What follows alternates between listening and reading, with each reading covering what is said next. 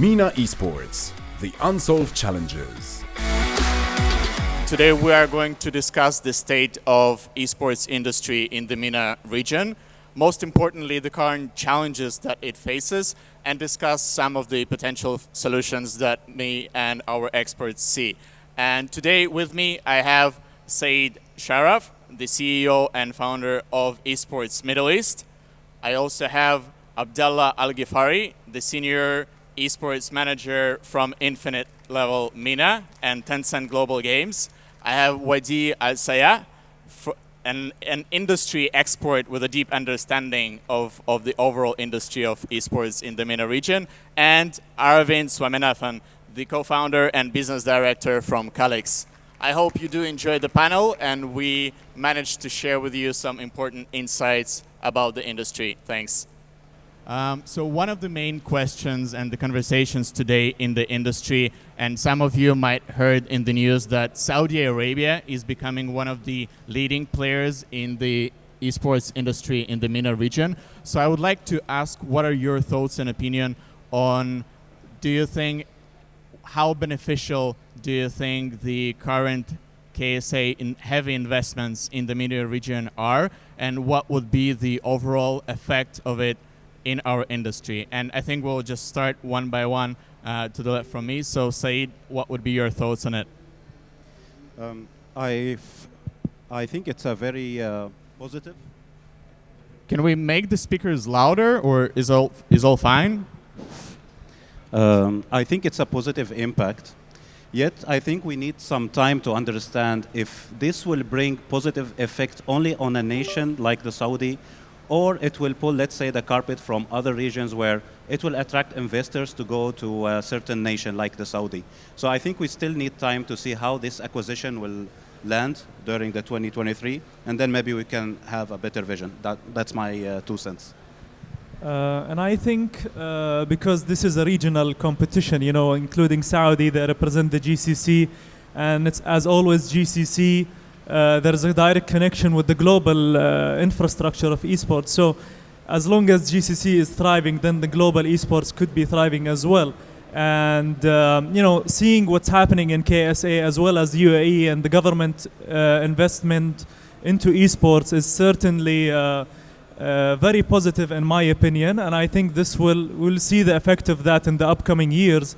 But you know, looking at events like last year's Gamers 8 and this year as well, we had the PUBG Mobile World Invitational and had one of the biggest prize pools, and we've seen how the stage was lit up, you know, attendance, we've seen how people enjoyed the experience and the attendance, and I think all of that contributes globally. So I think this is a foot in the right direction, so hopefully we see more of that in the upcoming years as well.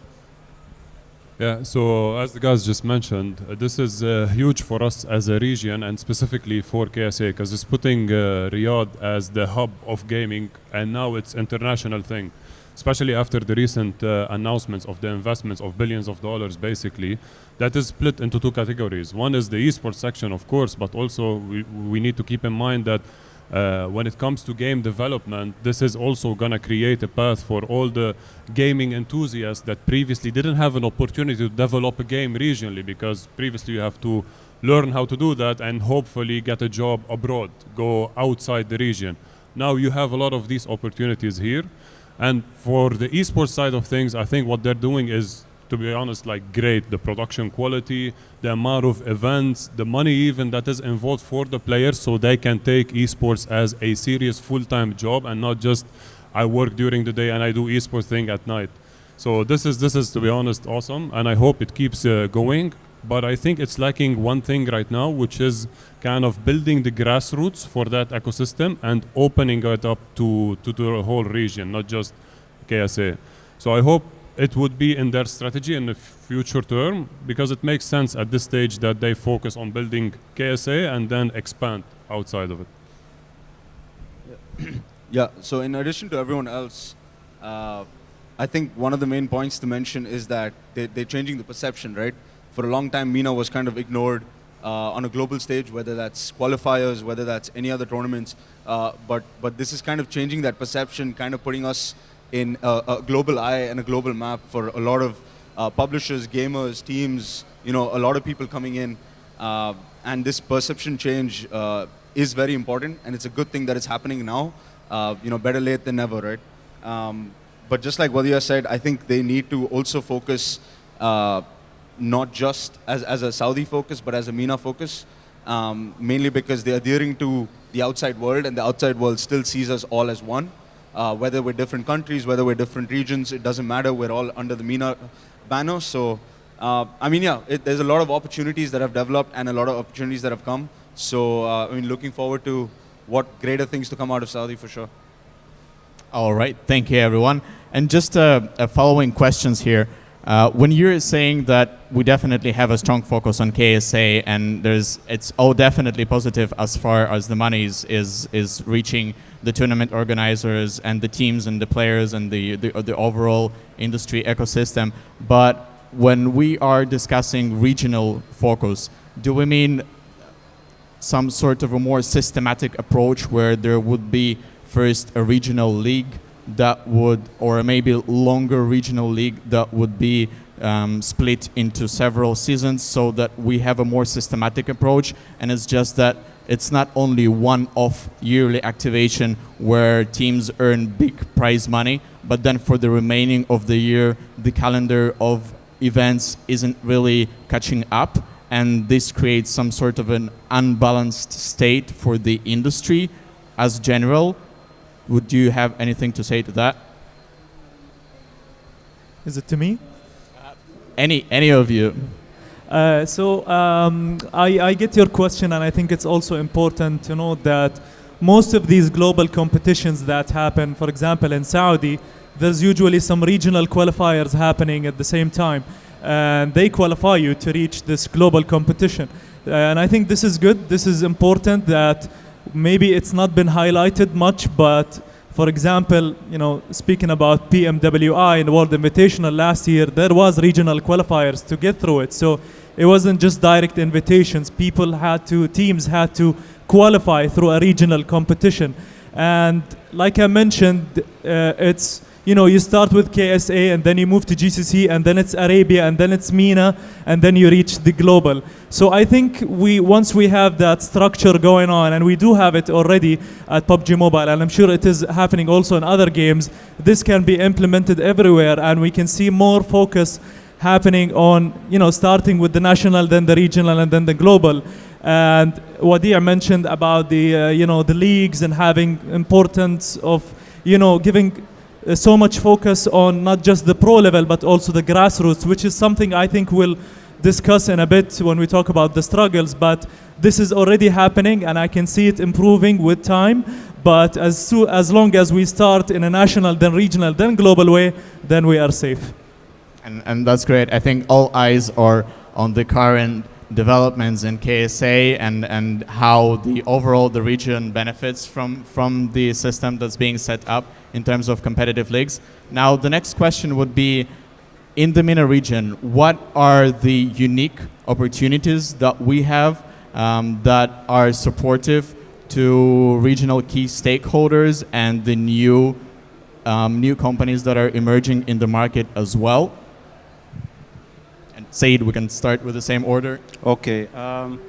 I think what makes us unique is, first of all, that we have a big geographical area where all the people speak the same language, so we have a united language. More than 400 million people speak one language. And also the youth penetration is high, which makes esport or any other industry that relies on the youth have a future scaling. The other thing is that our mobile penetration and internet penetration in the region is high. So this also helps not only for casual gaming, but also in the future mobile gaming. And now we see most esport titles are moving mobile, from PUBG to Mobile Legends to Call of Duty and so on. So, and then we believe that the infrastructure will get only better. So we have it pretty good in the UAE, following by the other regions. But overall, when the infrastructure become better and we already have a youth population, we have one language, and we have good market penetration, then this definitely makes us one of the fastest growing regions in the world. So we have a major population, we have a single language that is one of the most well-spoken in the world, and we have the infrastructure. Look, from my side, I look at it also as the opportunities for businesses to open here. And at this stage, considering we're still at a relatively very early stage in our development as a region, there is a lot of gaps that can be filled. For example, I don't know if you've found, for example, many scouts in the region for talent or many agents for the region for basically to find players. Currently, there isn't a set structure for a player to reach also tier 1 teams. Like, for example, if you sign with this agency, you know that they will connect you to a tier 1 team, to tier 1 opportunity. So there is a lot of gaps that could be filled. Also, for example, I think we're not focusing enough on academies. There is also franchise leagues that are missing. I don't know if there is any currently in our region. Correct me if I'm wrong, but I haven't seen one. So there is a lot of these things that could be added to our region that would add a lot of value. And I would encourage anyone that has a business idea that is kind of new, not the similar media agency type of work that everybody is doing right now, to go for it, because there is a lot of opportunities here. Yeah, I think in addition to that, a lot of the governments are now shifting towards esports and gaming, whether whether it's Dubai, whether it's Saudi, whether it's any other country for that matter of fact. We've seen the Moroccan Esports Federation pushing a lot, Bahrain Esports Federation, etc. So I think something to note also is that these opportunities, there are a lot, especially now that you get to work with these governments. And just like I think Wadih mentioned, we were a startup and it has been definitely easier to live here and kind of conduct business here. So for sure that there are these opportunities that can be grabbed, whether that's with these government bodies or separate federations that exist along the way. So I definitely agree with what you guys say in terms of opportunities. All right, and now that we also touched on the struggles, the question and the main topic of the panel as well, so what do you think are the main struggles that the industry currently faces, and do you have any potential solutions to that too? I will compare myself experience 10 years ago to now. So the first struggle we had back in the days is that you rely 100% on sponsorship in your operation. So having talents that can work with you with a moderate quality and also affordable fees was a big struggle. And I think this somehow remained the same because we still need to monetize everything from sponsors. So there is no yet sustainable solutions for you if you are a startup, I mean. The cost of creating a startup in terms of the legal fee is pretty high in the UAE. So you need like a minimum of 20,000 dirhams every year to spend. And if you compare it for the small teams, like the majority of the teams who earn little bit, this is a good cost for them. So this is why you see most of them have personal accounts when the organizers send them the prize money and so on. Now, other struggles might be is that we have 22 countries with different nationalities and they don't have a free movement with their visa. So you always need the host country to support you to come in and join. And this we see it even if you are a resident in the GCC and you want to move from one country to another. From my point, I believe those are the most things that need to find a solution in the near future to grow the grassroots level into an amateur one. Yeah, and I think I agree with Saeed, especially on the point about grassroots. So my main concern here is the lack of sustainability in leagues. For example, you see a lot of focus on the pro tournaments. Obviously, that's where the audience comes from, and most of the viewership, they want to watch the pro teams and the pro players. But the main issue is that there is no focus as well on the grassroots and building that infrastructure and help develop the growth of the players and the skills and so on. So I think if you do not cater to all divisions of an esports ecosystem, there could be an issue along the way, so that once you reach the top level, you are not fully prepared for what's to come, whether mentally or even skills. And I think that is an important thing to have in esports, seeing that I was a professional player before, so I understand the struggle to reach pro level. When I reached pro level and I didn't have a very good sustainable grassroots, it was when the success starts to come, you're a bit all over the place. You don't know what to do, how to handle such things. But now we see more interest coming into the grassroots, and I like that, and I see that in a lot of competitions. Another important thing we see in esports competition is content. There is no content. So much money is pumped into the tournament itself as a big prize pool, for example, but there is no content. You see nothing out of the tournament. You don't see the reactions of the players. You do not see how the venue is looking like. Even if it's online, you don't even get to explore how the studio looks like. And more investment on production as well. You just see a very basic production, and that gives us very low viewership. And without viewership, no one is going to be interested. If you look at two streams, one has 100 viewers, one has 1,000. You obviously want to go to the 1,000 because it's more audience, more people watching, and more interaction. So I think once we start focusing more on content, I would say put a lower price pool, but focus on content, because at the end you will have an amazing product to showcase for sponsors. So it's all one big circle, and I think once we cater to everything, we're going to have a very healthy ecosystem. Look, I'd like to add on this point actually and continue with some of my points. But basically, I feel that a lot of the players, teams, even organizers right now that are handling tournaments are not putting enough effort on content, as Tox was saying, basically.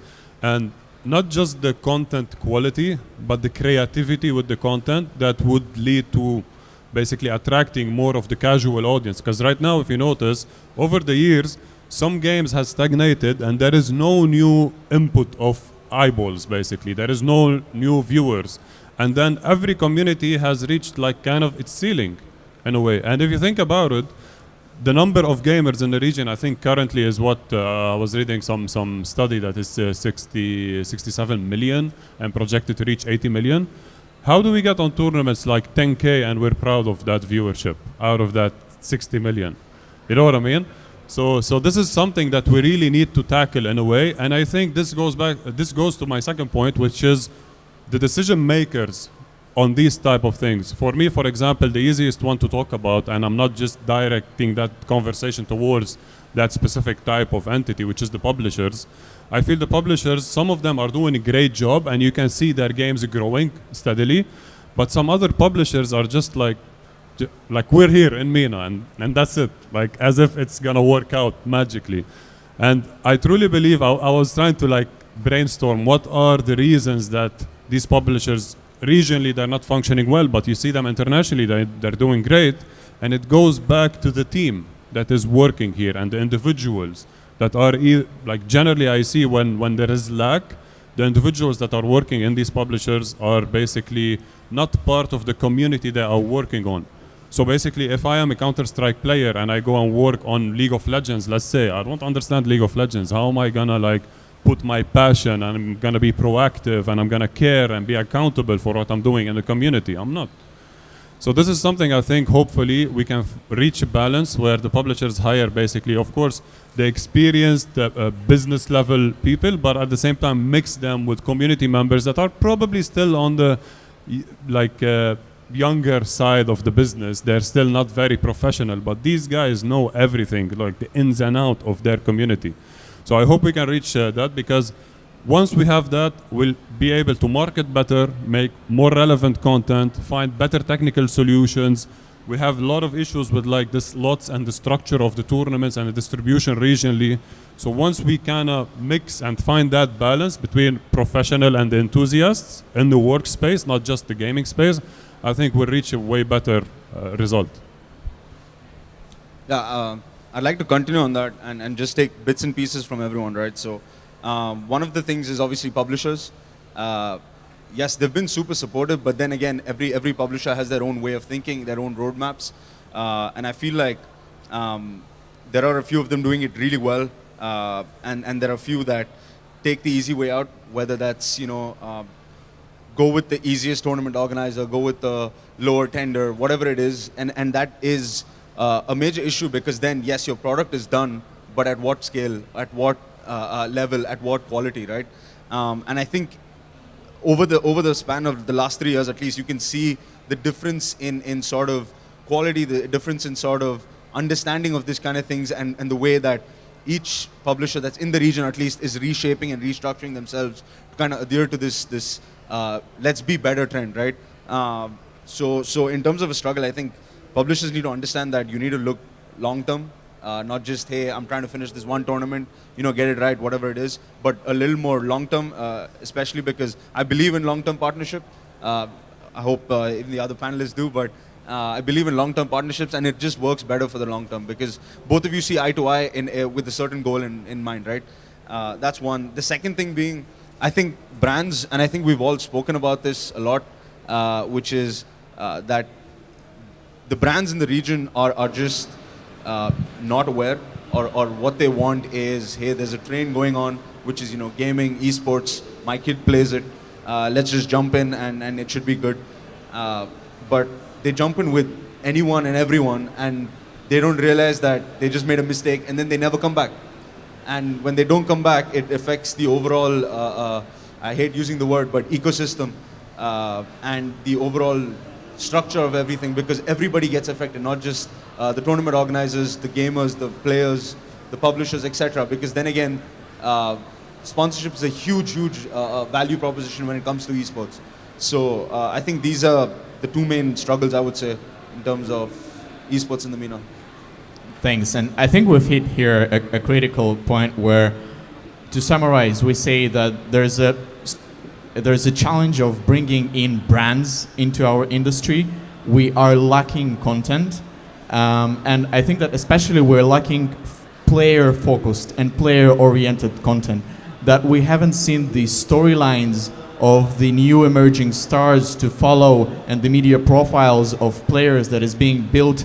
And when we're discussing brands, I'm not sure whether it is the overall how well informed they are, or how low are the ROIs that we can provide them with the content that is currently available there. And I think if you can elaborate on the point that why are we currently missing the player-focused and player-oriented content, and why the current ROIs aren't that appealing for brands to enter, that would be great. And maybe Abdallah can share with us some success storylines, because we see that PUBG Mobile has been doing a fantastic job on documentaries, on exploring personalities and building profiles, and how you reached this point, and maybe you can share a few suggestions and advices to us as well.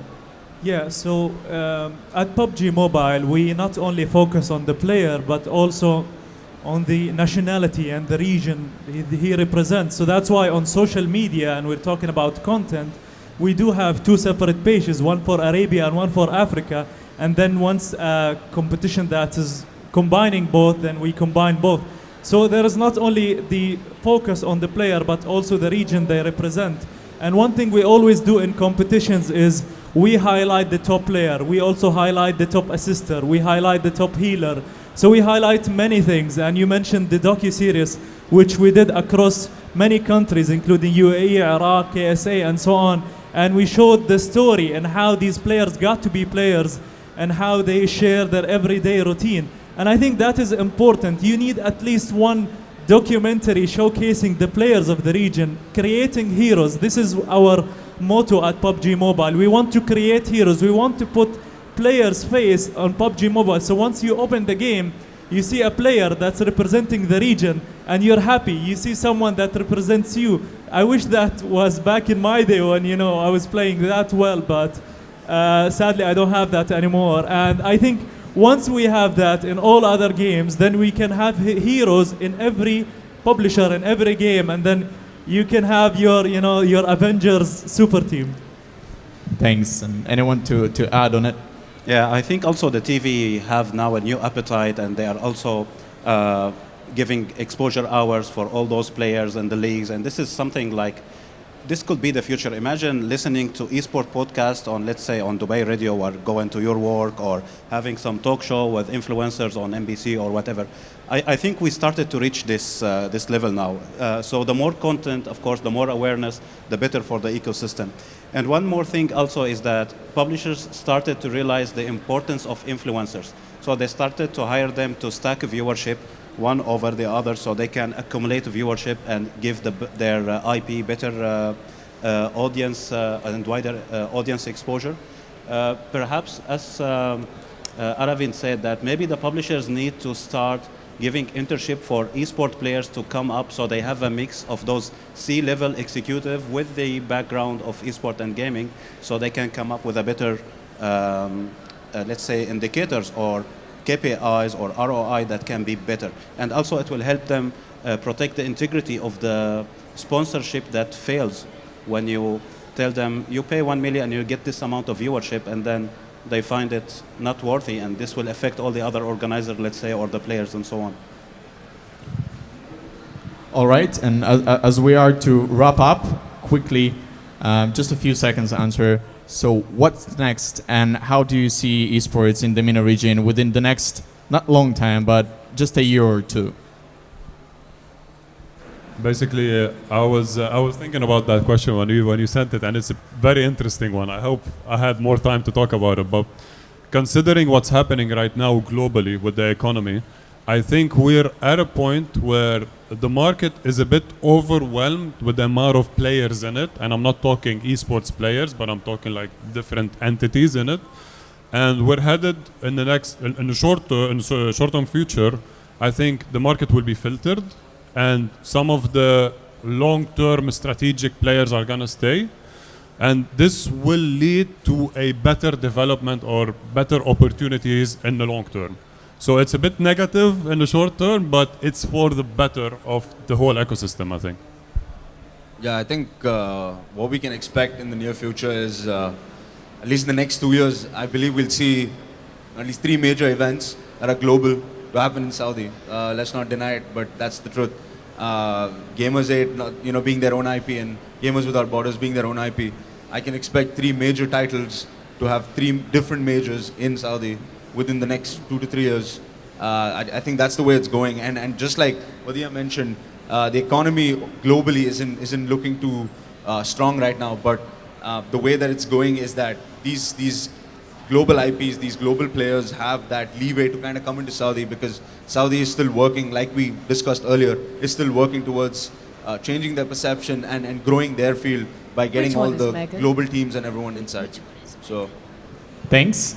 And thank you everyone, and I hope you enjoyed the panel. I think we have a few minutes for Q&A to follow, and if we do have any questions from the audience, open.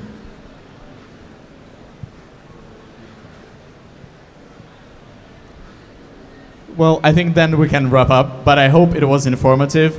And just to kind of summarize what we discussed here is that yes, MENA esports industry is at a solid growth. There is definitely a lot of attention to what has been happening in Saudi most lately, and we expect KSA to be one of the main driving markets for the esports industry in the MENA region. But there are a few challenges that most key players are facing today, which is the brands involvement and sponsorship packages that most key players in the MENA region in the esports industry are struggling to lock in. There is also lack of content, especially players oriented, to be able to build and share the storylines and build the stars. So if any of you in the audience are anyhow expert in delivering the message to brands and trying to be able to build the strategies to meet their KPIs, or expert in content production and developing the storylines, then most probably you're more than welcome to reach out to any of us, because we are involved in all of these points. So thank you everyone, and enjoy the conference, and once again thanks to SiGMA for hosting us here.